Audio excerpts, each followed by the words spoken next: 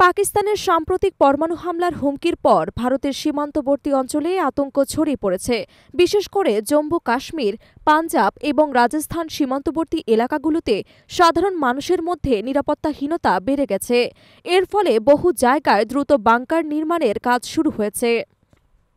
প্রতিরক্ষা সূত্র জানাচ্ছে, সীমান্তবর্তী গ্রামের বাসিন্দাদের জন্য কমিউনিটি বাংকার নির্মাণ প্রকল্প ত্বরান্বিত করা হয়েছে।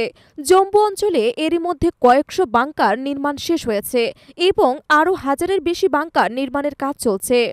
প্রতিটি বাংকার এমনভাবে নির্মিত হয়েছে যাতে একটি পরিবারের সব সদস্য একসঙ্গে আশ্রয় নিতে পারে এবং গোলাগুলির সময় সুরক্ষিত থাকতে পারে।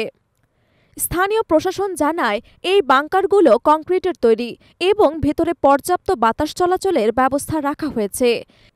কিছু বাংকারে বিদ্যুৎ সংযোগ এবং জরুরি পানির ব্যবস্থাও রাখা হয়েছে। কয়েকদিন আগে পাকিস্তানের রেলমন্ত্রী হানিফ আব্বাসি ভারতের বিরুদ্ধে পরমাণু হামলার হুঁশিয়ারি দিয়েছিলেন। তার বক্তব্য ছিল, ভারতের দিকে তাক করে রাখা হয়েছে ১৩০টি পরমাণু ক্ষেপণাস্ত্র। এরপর থেকে সীমান্তবর্তী অঞ্চলে সতর্কতা জারি করে স্থানীয় প্রশাসন। সীমান্তবর্তী বহু গ্রামে মহড়া এবং সতর্কতামূলক ড্রিল পরিচালিত হয়েছে। মানুষকে দ্রুত আশ্রয়স্থলে যাওয়ার প্রশিক্ষণ দেওয়া হচ্ছে।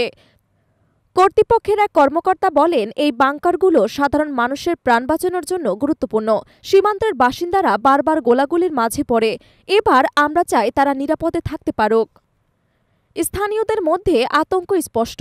জম্মুর এক বাসিন্দা বলছিলেন, প্রতিবার যখন উত্তেজনা বাড়ে আমাদের পরিবারকেই সবচেয়ে বেশি ঝুঁকির মধ্যে পড়তে হয়।